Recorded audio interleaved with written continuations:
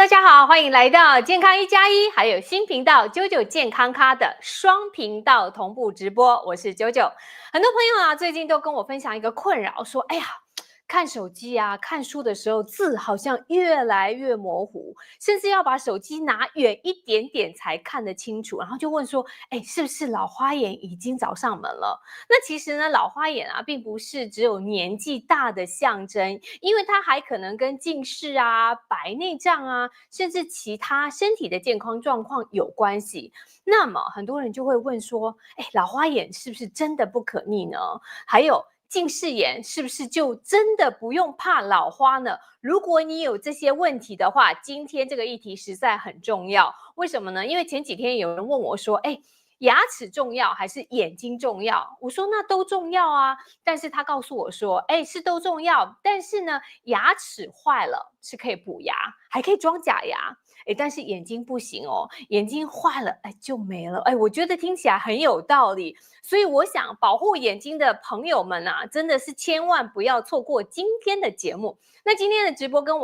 以往不太一样，今天我们将在节目中送出护眼眼贴，所以请所有的朋友们啊，记得千万除了护眼之外呢，我们还有礼物送给你。记得看到节目的最后。好的，我们首先欢迎今天直播间的大咖，大家都很熟悉的加拿大中医教授刘教授。Hello， 刘教授你好。周好，观众朋友大家好。刘教授你好，我们刚才已经讲了，很多观众跟我分享说，哎，发现自己真的看近的东西越来越模糊，然后心里第一个反应就想说，是不是惨了，我老了。刘教授，而且他说他今年差不多40多岁了哦，看手机要拿远才看得清楚。请教一下刘教授啊，这是不是老花眼的开始呢？我觉得确实是这个目前很多人出现类似的、相同的这种烦恼。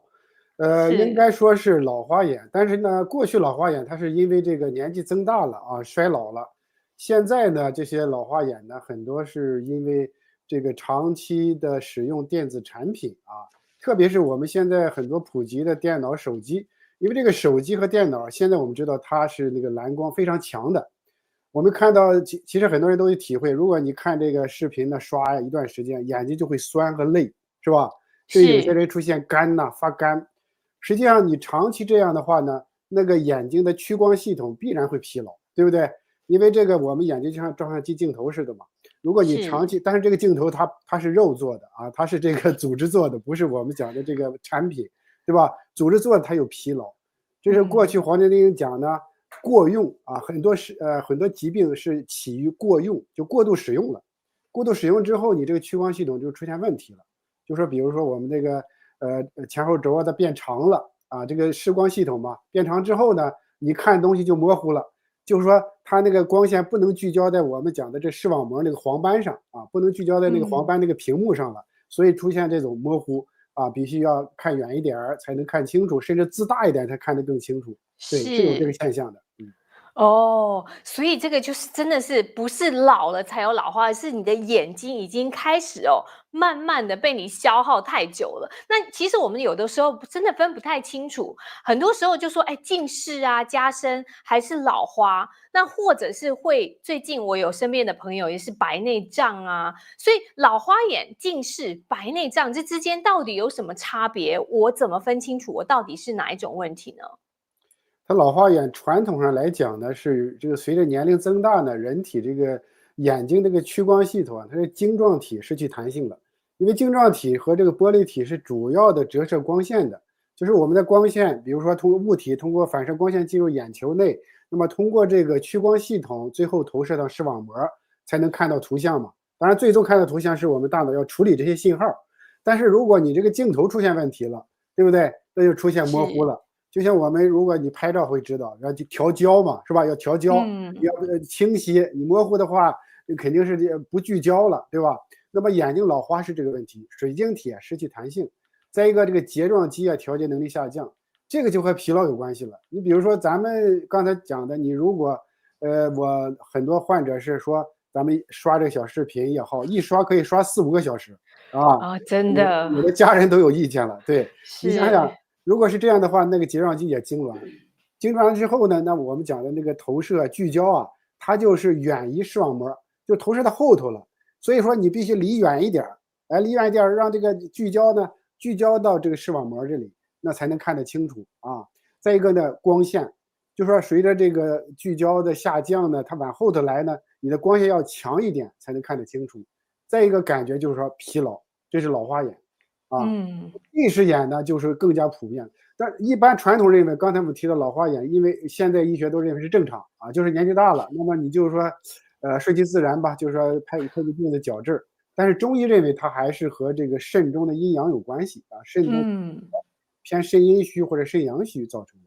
那么回到近视眼呢，近视眼一般我们都知道，大家都有这个常识了，因为它主要发生在这个青少年时期多啊，这个学习期间比较紧张，而且现在年龄越来越提前了。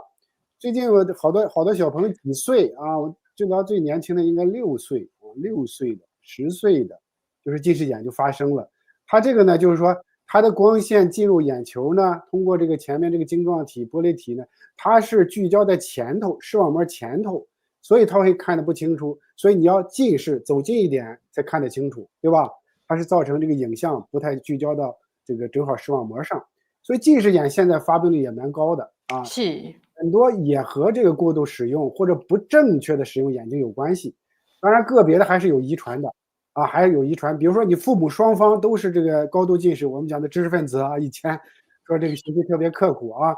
就是说很年轻就近视了，那双方都有近视眼的孩子呢，近视眼的发生几率相对比较高一点，但是也不是绝对的啊，也不是绝对的，有些这父母虽然近视，但是孩子也可以不近视的啊，这是这个近视眼。当然呢，还有这个我们刚才提到这个白内障，白内障确实是个老年性疾病了啊，它一般的就出现在60岁以上的，60岁以上当然这个病因就特别多，有病因比如说一个是年龄增长造成老化，这个晶状体呢不像过去那个晶莹透明了，它有点浑浊了，是吧？再一个呢，外界因素很多是紫外线、强光，我们知道强光啊，很多这个强光长期照射造成的。再一个最常见的是个糖尿病的问题，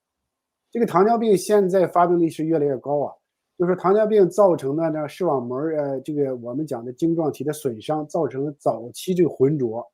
再一个长期使用激素药，就类固醇，我们讲的这个强尼松啊，或者氢化可的松啊，造成长期使用造成这个晶状体的浑浊。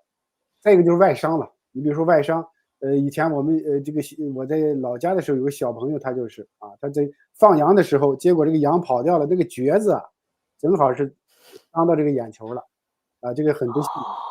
哇哦，年轻就伤到了，造成这个下降了，这是这个白内障。当然现在就是说，这个白内障的发病呢，往往比较隐秘，很多时候早期是模糊，它不是完全看不清。然后逐渐的视力越来越下降，最后感觉就像蒙了一层雾似的，就觉得整个都模糊了啊。最后而且就出现这个夜间视力更差，因为它是光线进不来嘛，光线进不来的话，这就是说造成这个最后呢出现完全就视力几乎丧失了。一般的现代医学认为就是说你早期不需要治疗啊，也没有特殊办法，等到你这个成熟了，它有个词叫成熟，你这个视网膜，比如说这白内障，它形成一层白膜嘛，啊，比较成熟了，比较好剥离了，就做手术了啊。但是呢，如果从传统自然医学来看呢，实际早期是可以干预的啊，早期是可以干预的。对。所以其实刚才啊，刘教授你也提到了，就是说我们不管是近视啊、老花啊，或者是说提到白内障，其实早期我们可以做一些身体调理，让它可以延缓，甚至是可以让它逆转。所以我们今天呢，等一下会来继续请教刘教授，我们到底要怎么做？才可以让我们这个眼睛的问题哦，能够应该是说能够提早来保护我们的眼睛。那其实有人说近视，我从以前就听过这个，因为我有近视嘛，很多人说啊，你不用担心啦，近视的人比较不会老花。请问这是真的吗？还是错觉？在刘医生回答这个问题之前呢，我想邀请大家参加从今天开始连续最少1个月健康1+1和赶紧无耳联合举办的这个护眼活动。在护眼活动期间呢，您可以比如说您可以 hashtag， 你用 hashtag， 你有影片，然后加上护眼这个标签，分享护眼妙招、护眼的一些秘诀啊，或者是有一些故事啊，或你包括你的视力蜕变的一些经验呢，就可以有机会获得这个 Wisecrest 草本冷敷贴，这个就是我手上这个。之前如果看啾啾节目，应该是有一点印象哦，我之前有分享过。那这个呢，它可以帮助，等一下我会告诉大家怎么用。那直播间现场，您可以跟刘教授提问啊，或者是你有什么眼睛相关的问题，你可以提出来，我们直接请刘教授来帮助您回答你眼睛怎么样保护眼睛相关的问题。那如果呢，优秀分享者还可以获得这个2盒，是价值$59。参加活动要点击影片底下的说明区还有留言区。同时呢，今天啾健康活力站准备了10份的眼贴试用包，只要1块钱，你就可以获得这个免费的眼贴，应该是1块钱就算免费了。OK， 好，只有10位哦，所以送完为止。你记得在影片底下的说明区跟留言区，那不要忘了，同时要记得订阅健康1+1频道，才不会错过下一位护眼活动期间专家带来的护眼妙招。好，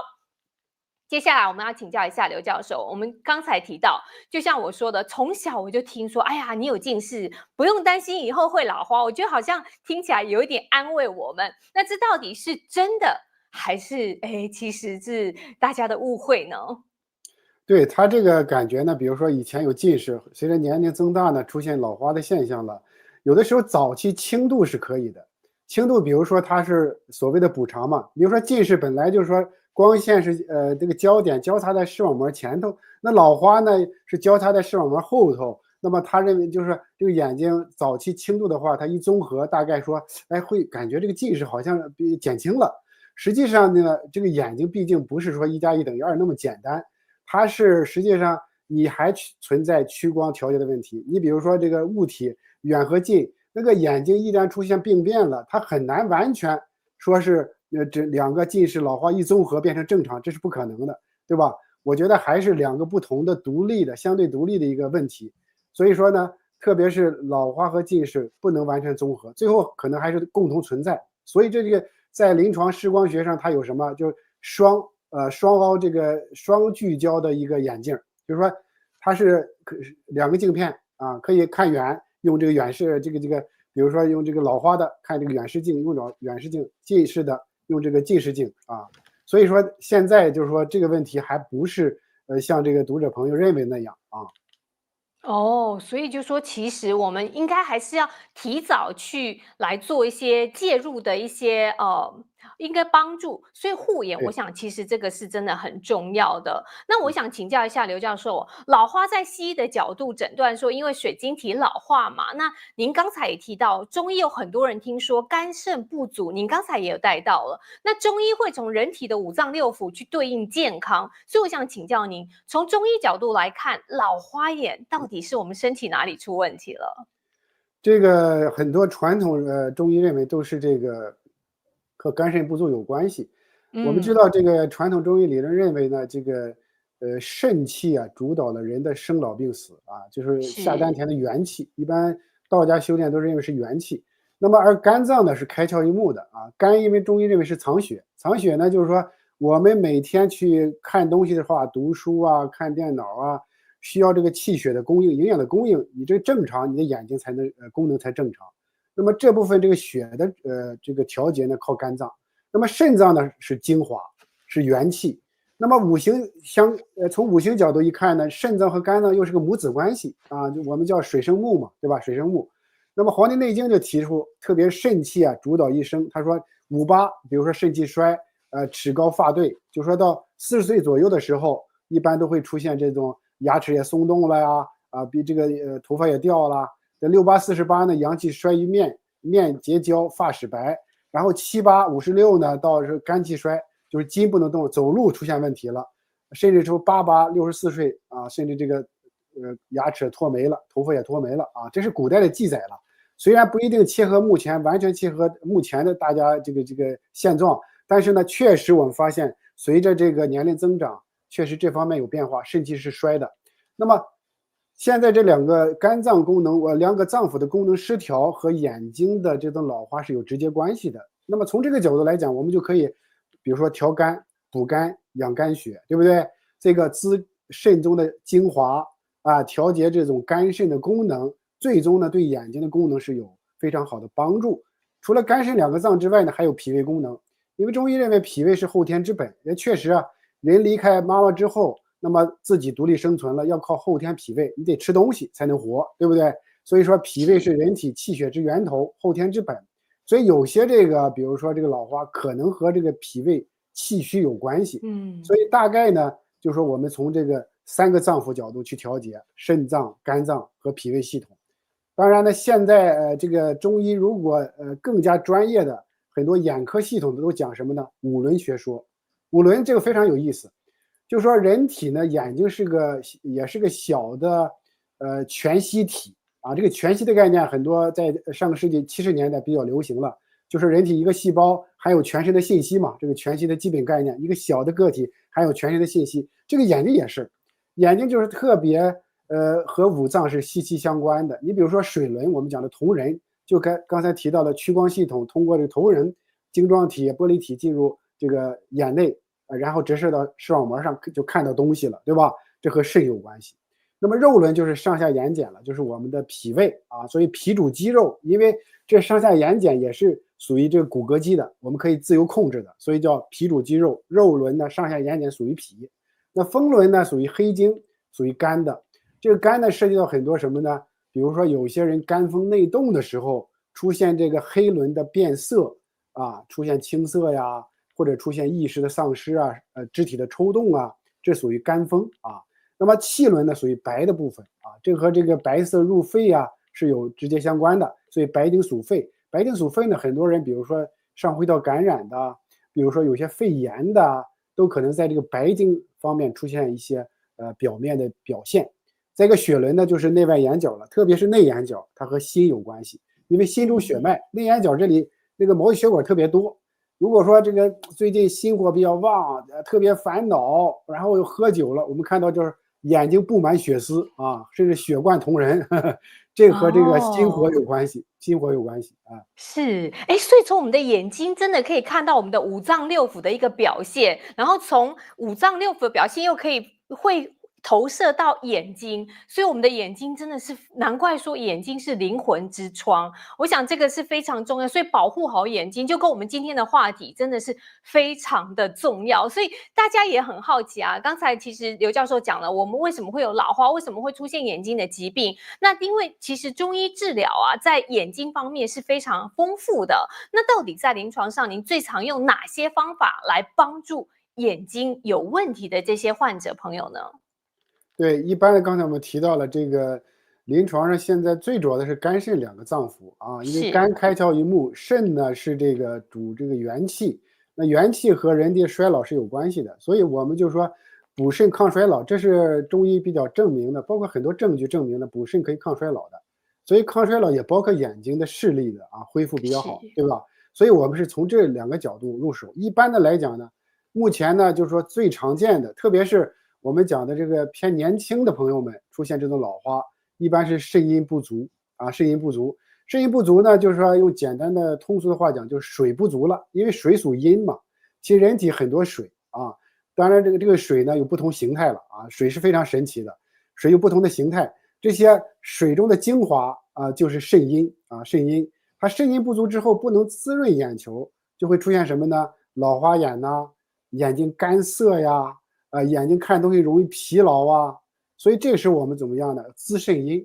啊，就是壮水。所以这个在明代这个大医啊，就是张景岳啊，这个张建斌先生啊，他非常著名的，他写了壮水之主以治阳光啊，就是通过滋肾阴的方法来让眼睛更加明亮。所以一般用什么药呢？最常见的就是著名的六味地黄丸啊，六味地黄汤或者是啊丸和汤都可以用。一般呢，我推荐下面这个方子，你比如说用这个，除了这个六味地黄丸中有这个山萸肉啊，这个我们讲的这个熟地啊，这是滋肾的啊，加了什么呢？党参，党参是这个养气的啊，补气的。当然，如果很虚，最好用人参啊，人参啊、生色参呐，或者红参，那个劲儿更大啊。再一个加当归，当归呢是养血，实际上内含呢可以通过滋养肝血来明目啊，五味子。下一个五味子，五味子呢，它一般的是酸入肝。实际上五味子它名字非常这个有意思，它是5味的，酸苦甘辛咸5味都含有，所以它叫五味子。但是如果你尝一尝这五味子呢，它更多的是酸味，因为它是个小果实的啊五味子，所以酸入肝可以滋养这个眼睛。白芍呢也是酸的啊，我们讲的芍药花它的根啊，白芍的根也是酸酸的，它也是入肝的，可以滋养肝阴的。最后呢用这个龙骨，龙骨呢我们知道可以什么呢？叫做平肝潜阳，特别现在我们知道很多年轻人呢，他这种这个眼睛的退化和这个压力啊和这个紧张是有关系的。那么通过龙骨牡蛎的龙骨，特别是可以就是说滋肝潜阳，让这个体内的火气没那么旺啊，因为这个我们讲一紧张啊，中医讲过去讲什么肝气就是郁结时间长了就生火嘛啊生火，这个时候别让它生火啊，因为一生火它这个肝火就上炎，就影响我们眼睛了，导致眼睛干涩呀、红肿啊，甚至疼痛啊都有。所以再加甘草呢，调和中药啊，大家可以试试，就是说偏滋肾阴的这一块啊，滋肾阴的。当然呢，就是说除了这个方药之外呢，我们可不可以用针灸呢？当然可以用针灸。针灸实际上，在目前针灸界的实践来看呢，针灸对眼睛，特别是顽固性的眼病，效果是肯定的，因为它方药呢是2条路，但是当然不能互相替代啊，最好呢针灸也可以结合。比如说针灸咱们常见的用的这个穴位呢，第一个呢就是说，主穴呢是眼睛周边的穴位可以啊，比如鱼腰穴，鱼腰呢它是经外奇穴了，正好在这2眉的中间啊，这个眉毛呢，古人认为它像一条鱼似的啊，像一条鱼似的，所以鱼腰呢正好在鱼的中间啊，这个眼眶上头，那么鱼腰穴。再一个呢还有什么睛明穴，睛明穴呢是眼科的大穴。可以说不光是说老花眼、近视眼，包括黄斑变性、糖尿病视网膜病变，包括视神经炎、视神经萎缩，睛明都是常用的穴位啊，效果非常肯定。当然呢，它是要扎在眼眶内，最好有点经验的去扎。再一个就是童子髎了，童子髎呢，它属于胆经的第一个穴位，它可以清肝、清胆火，特别适合我们现在，比如说我们讲的刚才提到30、40岁的，现在这个工作又紧张。再一个喜欢天天看视频的是吧？那么这个时候胆火容易上炎，肝火容易上炎，我们可以用童子髎来清肝火、胆火。那么配穴呢就远端的了，合谷呢是4种穴之一啊，相当于300多个穴中这个4个司令其中之一个司令啊，合谷。合谷呢就可以清风热，特别是这个火呀，因为现在大家都是紧张嘛啊，比较这个压力比较大，这个合谷清火力量比较强。那么三阴交呢就偏滋阴的啊，就是说我们讲的又干又涩啊，容易疲劳。再一个呢，一看舌头呢比较这个红红的，舌苔比较少的那种，那么就三阴交可以滋阴的。它相当于肝脾肾3脏皆调，因为什么叫三阴交呢？就3条阴经交在一起了，就下肢的3条阴经，所以很多这个三阴交也算一个非常重要的穴位啊。这是通过这个传统医学可以。比如说这个针灸，那么除了这个第一组穴位眼周加上远端之外呢，我还建议呢，就是说背部的就肝腧肾腧，因为这个背腧穴呀是非常重要的。古人很早了，我觉得为什么古人那么智慧呢？因为当时呢，当然就是说这个2000多年前，在这个全世界来讲，中国的医学是最发达的啊，我们可以看一看历史。当时虽然古人没有说那么精细的解剖，但他知道这个脊柱两旁呢有这个重要的这个反应点，就是相当于可以调节脏腑。那么现在研究就发现，就是一个脊神经啊，因为脊神经从脊柱里发出来之后，它可以调节内在脏腑的器官啊，和现代科学是非常切合的啊。这是2000年这个中国人的智慧了。肝腧呢，主要是开窍于目，刚才讲了，可以通过调节滋肝阴啊，滋肝血来养明目。那么肾呢，刚才我们提到了肾，因为它和人体的这个衰老是有关系的，所以通过补肾抗衰老也可以护眼。所以这2个背部的穴位我觉得非常重要，也可以通过针灸啊、按摩呀，或者是扎一个皮内针呐，给它服贴上去啊，效果都是不错的是，所以是刚才刘教授其实介绍了，就是内服啊，或者是外用，其实这2个方法就调节我们的脏腑之外呢，又可以让用针灸啊、穴位按摩的方式来帮助我们养眼。我觉得这个很重要。其实也有很多观众就问说，那我们平常吃什么东西？很多人就说，哎，我们可以来护眼啊，延缓我们的老花。比如说像黑芝麻呀、枸杞，这个真的有效吗？在刘医生回答这个问题之前，我还是要邀请大家参加从今天开始连续有1个月的健康1+1还干净沃尔联合举办的这个护眼活动。那这个护眼活动期间，您可以做什么呢？首先，如果你是自己本身有拍影片的话你可以把你的影片或文章加上 hashtag， 就是护眼这个标签，分享您的护眼妙招啊、饮食秘诀啊，或者有一些很温暖的一些，包括视力蜕变的一些经验跟暖心的故事，那您就可以得到免费试用这个 WiseQuest 草本冷敷眼贴。那这个呢，就是可以帮助大家，像刚才刘教授提到的这个眼周的这些穴位，你就可以用来。不用你的手，代替你的双手来帮助你按摩你的眼周穴位。其实这个真的是能够帮助舒缓你的眼睛的不适。那另外呢，直播现场你可以直接跟刘教授提问，那你可以互动交流。那另外呢，如果你加上了这个标签护眼这个标签呢，优秀分享有机会获得2盒这个价值$59的这个冷敷贴。那当然呢，要参加活动的要点击影片下方的说明区还有留言区。同时当然还没完，今天啾健康活力站准备了10份的这个眼贴试用包，您可以等于是免费获得，只要1块钱就可以获得，那数量有限，只有10位，赶快点击影片下方的 health1plus1.shop， 不要忘记哦。那同时在这个时候还是提醒大家，不要忘记订阅健康1+1频道，才不会错过下一位护眼活动期间专家带来的护眼妙招。好，那很多人呢，就接下来我们还是继续聊到刚才的话题。很多人就是一听到养眼睛啊，就会想到，哎，枸杞茶或者是黑芝麻。我有很多西方朋友开始在吃黑芝麻了。那我想请教一下刘教授哦，这些真的是否可以改善或者是延缓老花的发生呢？肯定有作用，因为这属于中医传统的食疗范畴啊。因为这枸杞呢是药食两用的，黑芝麻当然就是食物了。当然呢，我更推荐下边这些常见的食疗的方法供大家参考。因为呢，除了我们讲的这个，比如说食疗之外呢，最好要辨证论治，就是根据个体，因为每个人个体是不太一样的。比如说刚才我们提到的，有的人偏这个肾气不足，有的人可能偏肝血不足，有的人可能偏脾胃虚弱，对吧？根据不同情况选择的话，针对性更强，而且效果呢会更好。下面第一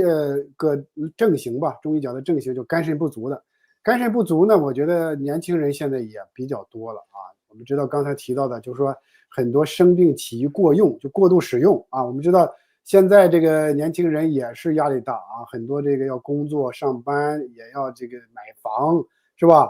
这方面就是说压力大的话，很多人眼睛干涩呀，这个经常这个长期使用电子产品，非常这个伤眼的也是。那么肝肾不足，我们推荐当然是枸杞子，刚才提到的是比较好的，因为它可以滋补肝肾，益精明目，而且呢，它口感特别好，像食物一样，就像一个水果啊。再一个黑芝麻、核桃，黑芝麻、核桃呢，其实核桃呢相对补肾填精的效果比黑芝麻还是好一些。哦，真的？对，因为现在研究发现它这个含有一些磷脂类的东西，特别是和脑磷脂有关系，那么和我们的记忆力啊，和我们的这些脑的功能是有关系的。再一个呢，核桃是比较润泽的啊，比较滋润的，特别是改善眼睛干涩比较好。再一个桑葚也不错，桑葚又可以入药，又可以作为一个水果啊，那个非常甜的也是啊，可以滋补肝肾啊，改善视物昏花。当然女贞子呢，这个很多人有些知道，有些不知道的，它也是一个水果类似的啊，这个小种子。然后呢，它也可以滋补肝肾。当然现在用于什么？很多妇科用的比较多。特别是更年期的，就是说肝肾阴伤的啊，女贞子也特别好。再一个就是山药和黄精，山药呢可以说是什么呢？药食两用啊，家庭常备的啊，特别适合各类的我们讲的内科很多衰老性疾病、虚损性疾病，因为它可以补肺，又可以补肝，又可以补肾，啊，甚至可以健脾，所以很多脏腑呢都可以补啊，这山药。再一个就是黄精，黄精呢就是说特别适合什么呢？比如现在我们很多人这个眼睛干涩又老花，同时血糖又高，黄精呢它不会影响血糖啊，又可以补气了啊，又不影响血糖，就比较好。哎，这是就是说肝肾不足的这一症型。那么还有肝胆火旺的，刚才我们提到，特别是年轻人，可是40岁之上的啊以上的人，经常熬夜，比如说出现什么呢？眼睛开始老花了，就是有点这个看字需要大一点儿，然后需要这个远一点儿。那么同时伴有什么舌头红啊，舌头特别发红啊，特别是舌头两边发红啊，中医认为和肝胆火气旺比较有关系。再一个看一下脉呢，比较悬硕啊，比较悬硕。再一个，如果你看一看它这个我们讲的压一下肚皮啊，有时候特别疼，那种时候压力特别大。这个时候什么用什么药茶呢？建议用这个菊花、决明子和绿茶。像菊花这个呢，我们知道很多人都明白、都知道、都用过，特别是清火的力量特别好。你比如说最近眼睛特别干涩、红啊，眼睛疼啊，你喝点菊花茶，很快这火气就下去了。甚至有些人眼睛这个充血，血丝特别厉害，你喝点菊花茶很快就好了。当然可以搭配这枸杞子，可以调味的。决明子呢就适合什么呢？特别是我们男士啊，肚皮又很大啊，经常便秘的，是吧？经常这个口气比较重的啊，这个时候眼睛有点干涩老花，这个决明子是最适合的。因为什么？决明子可以明目，同时可以通大便啊，通大便可以这个泻火气，甚至还可以调血脂啊，减重也能帮助的啊。但是呢，它偏寒。如果说你经常拉肚子的人，经常这个比如说吃点凉东西就是去洗手间的，最好不要吃决明子啊，或者配合其他的药才行，因为决明子很寒的，吃完了你可能拉肚子更厉害了啊。这是这个决明子。再一个呢，就绿茶，绿茶我们知道它是一个非常好的茶饮，所以说现在其实很多人，我的患者也跟我有体会，他说现在不太爱喝咖啡了啊，他改成喝茶了。其实真的喝茶的益处比咖啡真的好很多啊。现在我这个习惯也慢慢改了，我觉得咖啡这个东西呢，常喝呢，就是有时候有这个抗氧化的益处，但是呢，很多时候激动心脏，让人失眠睡不着啊。那么绿茶就好很多，比较温和，而且绿茶对眼睛也比较好啊。这是这个肝胆火旺型。再一个还有脾胃气虚型，虽然不太多见，但是也会有的。你比如说这个人表现什么呢？容易累，除了这个眼睛酸累之外，整体容易疲劳啊。这个睡眠质量不行啊，睡眠质量不行，睡了一晚上没睡差不多啊，觉得很累疲劳。那么这个时候，比如说大枣啊，这个红枣呢，甭看小看它，虽然是药食两用，这个红枣效果也不错的。你像很多这个我们讲以前更年期的啊，有个甘麦大枣汤，几乎都是食物，大枣是食物是吧？甘草也是食物类似的，加个这个浮小麦，小麦就是食物了，我们吃的小麦嘛。哎，它就可以治疗很多更年期的这种情绪不稳的。这红枣养肝血啊，滋肝血非常好。龙眼肉啊，这是南方的水果，又可以这个口味特别好，又可以滋养这个肝肾之阴啊，它改善眼睛疲劳啊。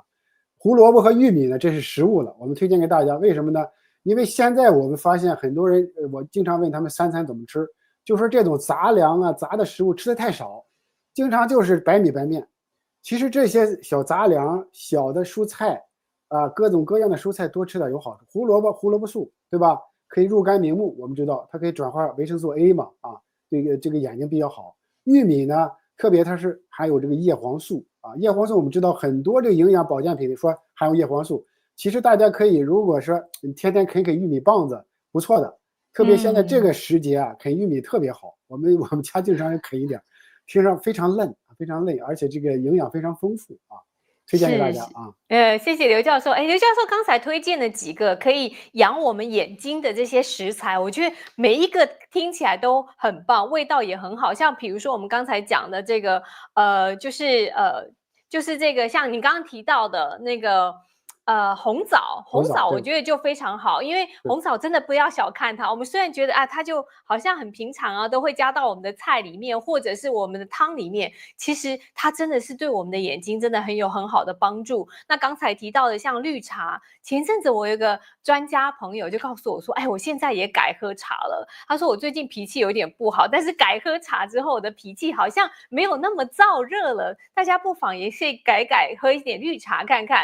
看有没有让你自己更加平心静气一点点，这个是一个很好的方法，一个养眼睛。好，那另外呢，我看到有观众在留言，就是来问一下我们的护眼挑战活动。那这个护眼挑战活动是留言还是拍影片都可以，但是不是留言在这个 YouTube 上面哦，记得是在干净 Word 上面，你可以点击我们的活动网页就可以看，它里面有详细的说明。不管你是分享你的护眼妙招啊，或者是你护眼的一些故事啊，或者是你有什么影片可以跟我们分享的，都欢迎加上这个标签 hashtag， 就是加上这个 hashtag 就可以，只要打上护眼就可以参加这个活动了。当然，最快的方法就是直接点击免费的，只要1块钱就可以获得我们这个免费的护眼贴，就是你只要参加任何一项活动，然后但是记得今天只有10位哦，10位可以获得。OK， 好，希望先到先得。当然，最好的方法就是记得订阅健康1+1频道，这样子你才不会错过下一次我们的护眼嘉宾告诉你怎么样来护眼的方法。好，那另外一个方法呢，就是另外一个问题哦，因为我想请教一下刘教授，刘教授，你刚才提到有一些穴位的按摩。那有没有我们自己在家里就可以做的，帮助我们眼睛可以延缓老化的呢？其实可以的，因为这个眼睛周边的穴位比较好接触，大家自己就可以按摩了。你比如说我推荐呢，最常见的主要的穴位当然就是这个睛明穴。睛明穴呢，因为一般的人针灸比较危险啊，很多人不太敢扎，特别是容易眼内出血，这个时候我们就按摩就行。按摩呢，其实这个睛明啊，传统的睛明是在这个内眼角的，但是如果你担心的话呢，你可以就是说，比这个传统的睛明稍微高一点啊，高一点呢，它叫上睛明或者叫上明穴，这个在眼窝这里按特别好。你看这个地方又酸，这个缓解视疲劳特别好，特别快。比如说眼睛干涩呀，最近眼睛这个看的有点模糊了，你经常按。但是这个刺激量呢，因为毕竟按摩呢和针还不太一样，针因为它这个刺激量还是大一点，对吧？我们按摩的话，最好至少100次，有的甚至我主张按到300次，对吧？你给它揉，对吧？给它揉一揉，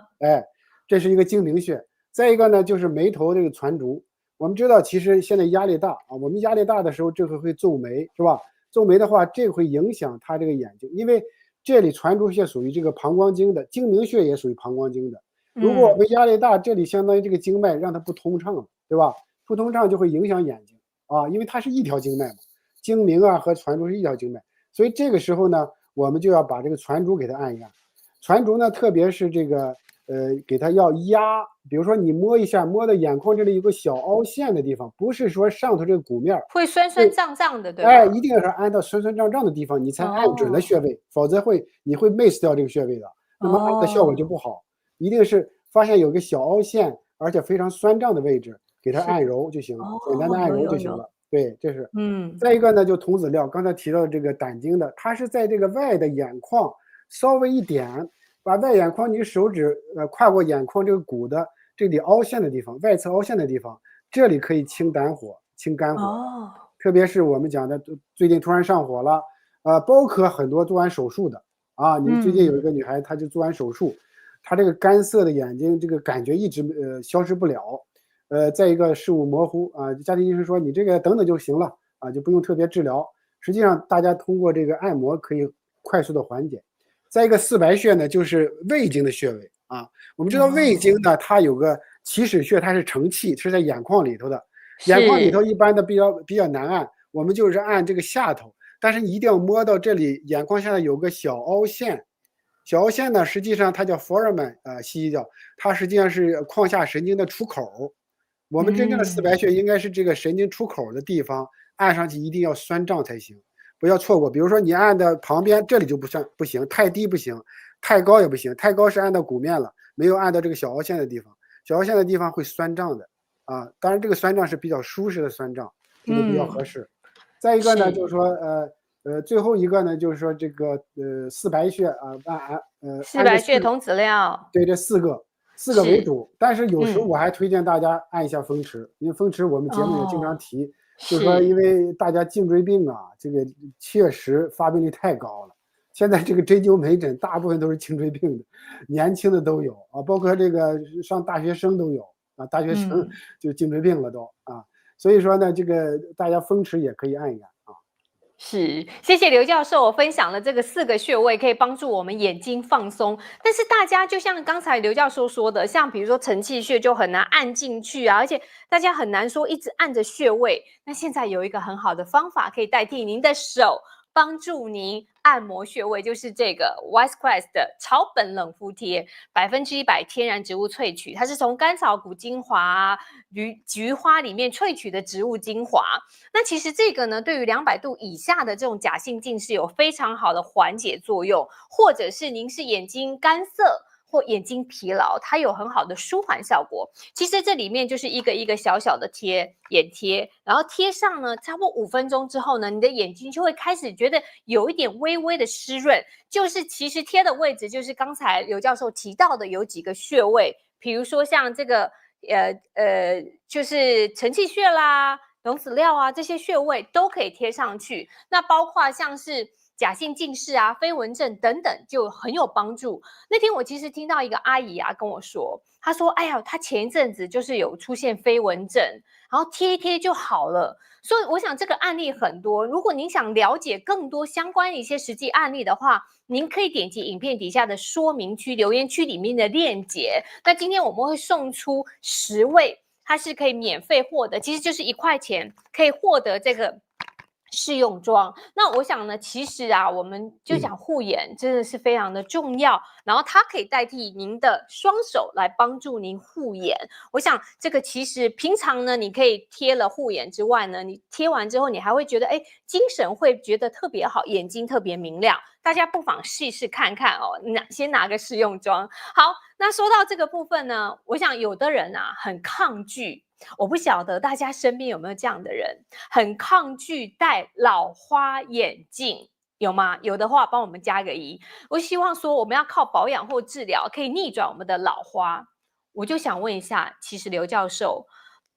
老花真的是可以逆转吗？或者是我们只能靠戴眼镜啊，或者是手术治疗可以逆转吗？其实目前看呢，当然传统医学和现代医学这个观点不太一样。你嗯哼，像这个现代医学认为就是老花眼就是个自然老化，他认为不算一个疾病，那你就戴眼镜就行了啊。很多家庭医生说你就回去配个眼镜就完了。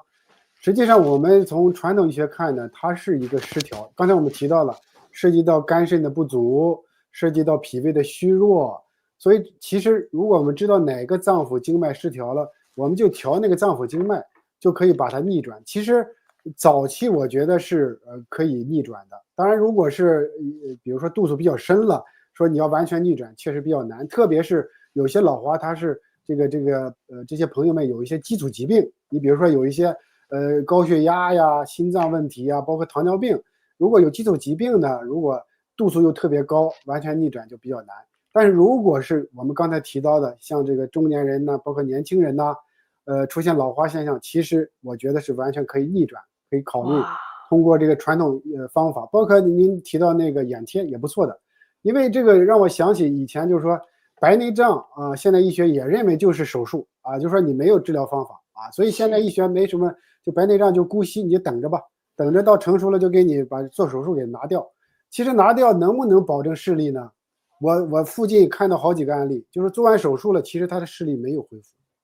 没有完全恢复，这说明说就是现在医学它也不是完美的，所以我觉得通过自然疗法可以结合在一起，通过这个自然调节脏腑经脉呀，调节脏腑的功能失调啊，来达到这个逆转的作用是比较好的。是，我想这个其实调整我们的脏腑，就像刘教授提到，调整我们的脏腑。刚才讲到这个 Warner，不仅是可以让你调节你的肾脏，还可以提高你的脑力活动。所以其实你从饮食，还有包括你的整个脏腑的调节，然后包括针灸啊、按摩啊，或者是包括刚才药膳哦，都是很多护眼的方法。那我觉得这些都可以提供我们日常生活中就要介入了，不是说哎我今天已经不舒服再来介入，可能就会为时已晚。但是我想请教一下刘教授，您刚才提供很多护眼的方法，那么有一个问题来了，是不是每个人都适合用中药或者是按摩来护眼？比如说像有一些孕妇啊或慢性病啊，那这些人有没有需要在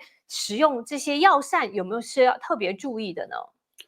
它是这样，就是说一般的呢，比如说怀孕，它是大家都比较关心的，因为大家都嗯，想生一是，个健康的、不出现任何意外的宝宝。那么这个时候，一般的，甭管传统医学和现代医学都认为最好不要使用任何药物。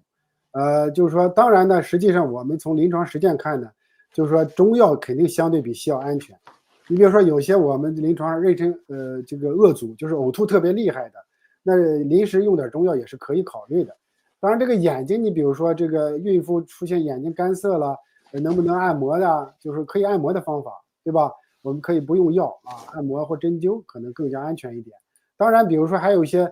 这个慢性疾病啊，慢性疾病呢，就是说你养眼、护眼，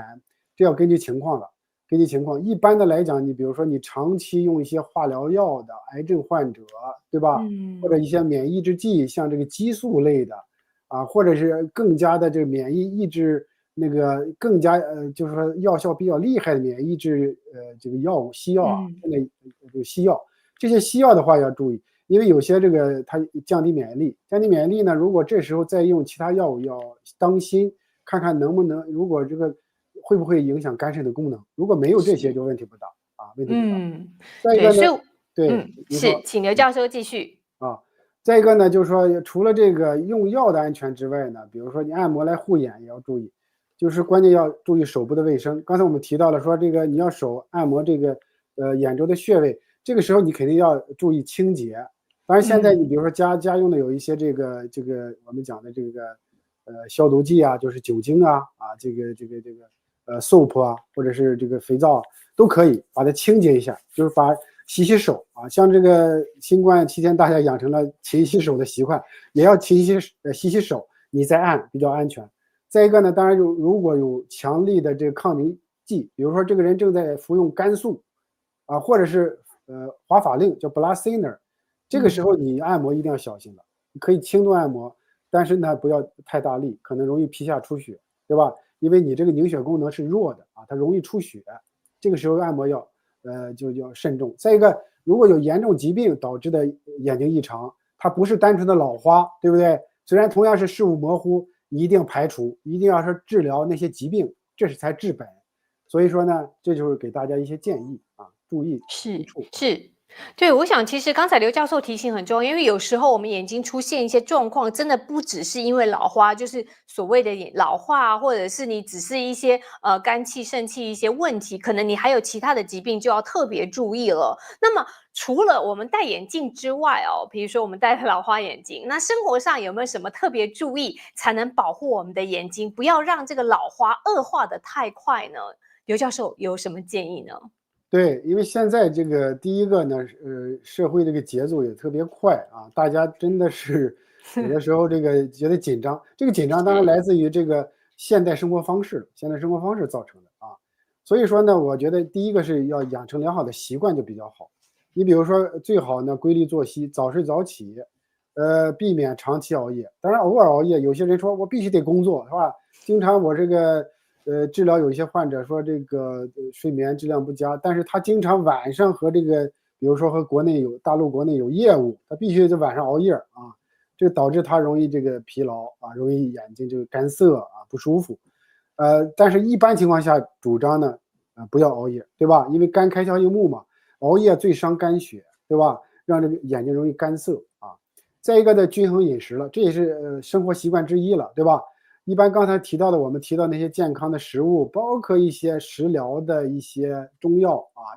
药食两用的中药也可以用。比如说，一般胡萝卜素啊，胡萝卜大家应该多吃啊。好多人是忽略了这个。再一个，比如含有叶黄素啊、花青素丰富的食物啊，胡萝卜呀、菠菜呀、蓝莓呀、枸杞子。蓝莓大家都知道，说经常吃对眼睛视力比较好啊。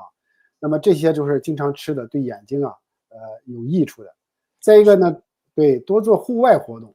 户外活动呢，现在呢，就是说户外活动，其实我觉得第一个可以减压，再一个呢，调节视力的这个视轴，对吧？因为我们现在近距离的看电脑、看手机啊，包括这个 tablets，这平板，就特别嗯，多，特别多的话，你这个眼睛长期处于疲劳状态，因为这个一看进出这个睫状肌，它老是在紧张的工作，它容易痉挛嘛，对吧？它就容易疲劳，容易出现这个老花。所以说呢，户外活动经常看看远方，看看绿色的植物啊，对预防这个老花近视、缓解视疲劳是有帮助的。再一个就是说避免烟酒过度。这个烟酒过度啊，其实一直强调，怎么强调也不过分。为什么呢？因为一旦这个烟酒你养成习惯之后啊，真的很难改啊，很难改。现在就是说我这个经常现在这个有一个特别典型的年轻人，就是说，每次来他都说，因为他抽烟喝酒差不多都接近15年了，都是，啊，每周都得喝2、3回，对，他就每次给我下了保证说我要戒，啊，差不多戒了半年都没戒掉，所以说这个东西呢，就是说如果长期嗜烟嗜酒，对人体肯定不好，特别酒我们知道它伤肝嘛，伤肝嘛，可以导致酒精性肝硬化了，是吧？导致转氨酶升高。刚才我们知道中医认为这个肝脏确实和眼睛的这个健康是有关系的啊，所以这方面我觉得要戒除啊，这是这个生活习惯了。当然还有用眼卫生，用眼卫生呢最好就是说我们现在很多人用电脑一工作起来就忘了啊，这个我也有这种坏习惯啊，因为有时候你 focus 时间太长，最好呢用眼20分钟呢就看着远处，比如说20英尺，看看远距离，放松这个睫状肌，放松眼周围的肌肉啊，这样的话就不容易出现视疲劳，是吧？再一个至少持续20秒啊，这就20的原则，20-20-20的原则啊，3个20，这样的话就是说你看看肯定会受益啊，你的眼睛会保持比较好的视力了。再一个保持合适的距离，距离呢这个我们很多从小时候就教育啊，上学的时候就知道说这个看书啊，家长老师都说你一定要不要太近，是吧？要保持合适的距离，特别现在合适的距离还包括合适的颈椎的这个位置。我现在主张，因为现在我觉得我也受益，就是说最好我们电脑高一点，对不对？如果说你经常低头看电脑，不光是眼睛容易疲劳，这个颈椎也容易疲劳。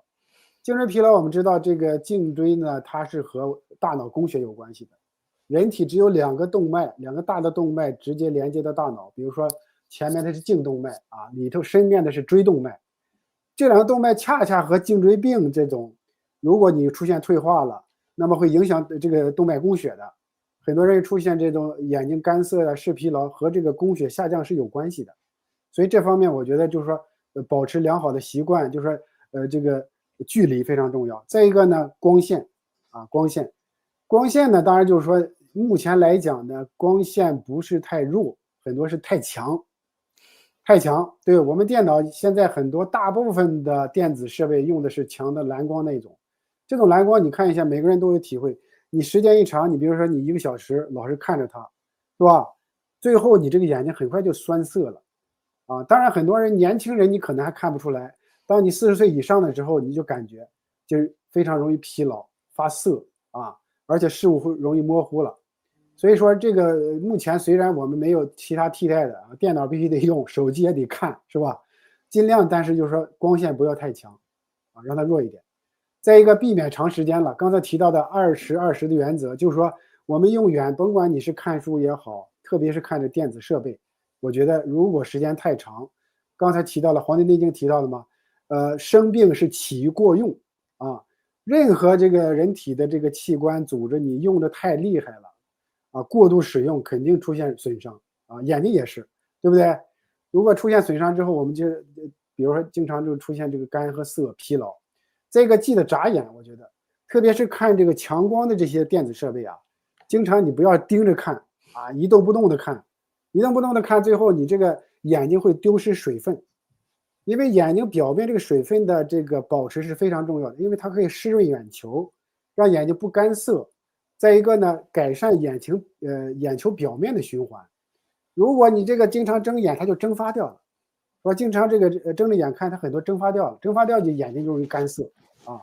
这就是这个给大家的这几方面的建议吧。是，非常感谢刘教授带来这么多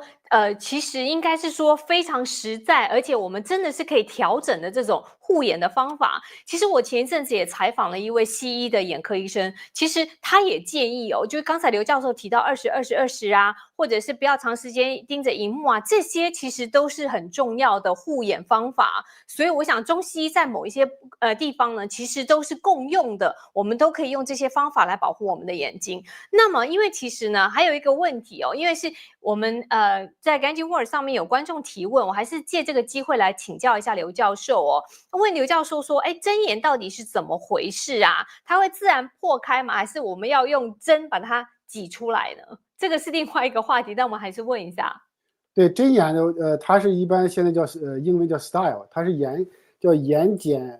线出现眼板睑线出现发炎了，正好在这个眼皮上头的，不要用这个针给它局部去刺激，特别是容易造成感染。最简单的方法呢，实际上这个中医非常好用实用，就是耳尖儿，在这个耳尖上你给它刺血啊，刺上几滴就行，3到5滴。就是用一般的那个清洁的，我们糖尿病那个针就行了啊。糖尿病那个一次性的针头要清洁，清洁是最主要的啊。糖尿病的一次性针头，你消毒皮肤，酒精，然后稍微点刺一下，然后挤出来3到5滴血就可以了，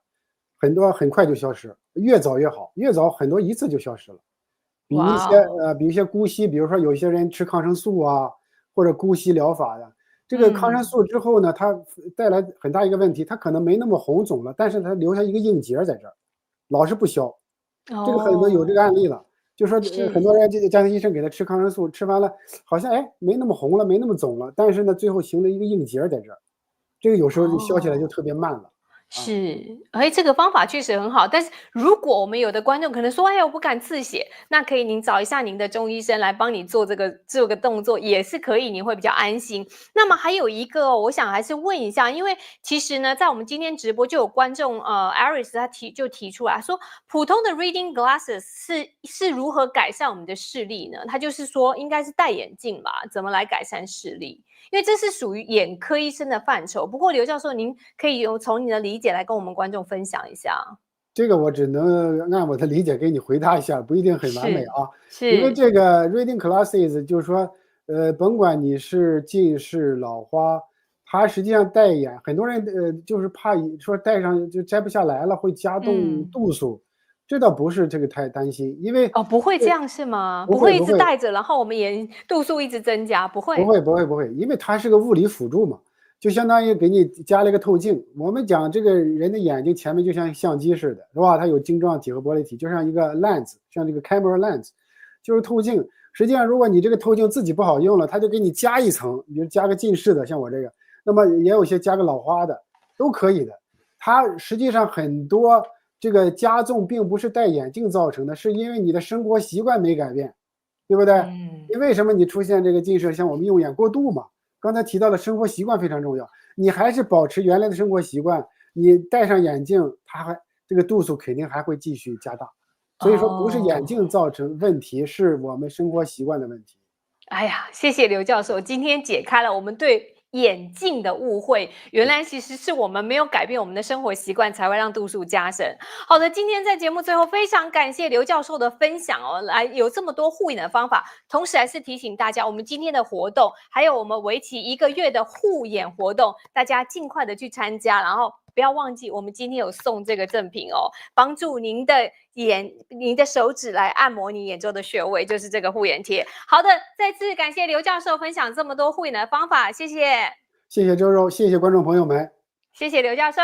我相信呢，今天刘教授的解说啊，大家对于老花眼已经不再只停留在老了就一定会花的这个迷思了。我想其实透过正确的护眼方法，包括饮食的调养啊，甚至适度的中医辅助呢，我们都能够延缓老花眼的出现。那最重要的是不要忽视眼睛给我们的提醒。就是说，万一你出现这种视力有点模糊啊、畏光，甚至是包括黑影的闪烁，一定要早期检查。那同时排除白内障啊、视网膜病变等更严重的问题。好的，如果你也想参加护眼活动，获得免费的Wise Quest 免费的护眼贴呢，请点击影片底下的连结。我想健康是我们一辈子的功课哦。希望今天的内容可以帮助大家把眼睛照顾得真的更好，看得更清楚、更久。好的，非常感谢您今天的收看，我是啾啾，我们下期节目再见。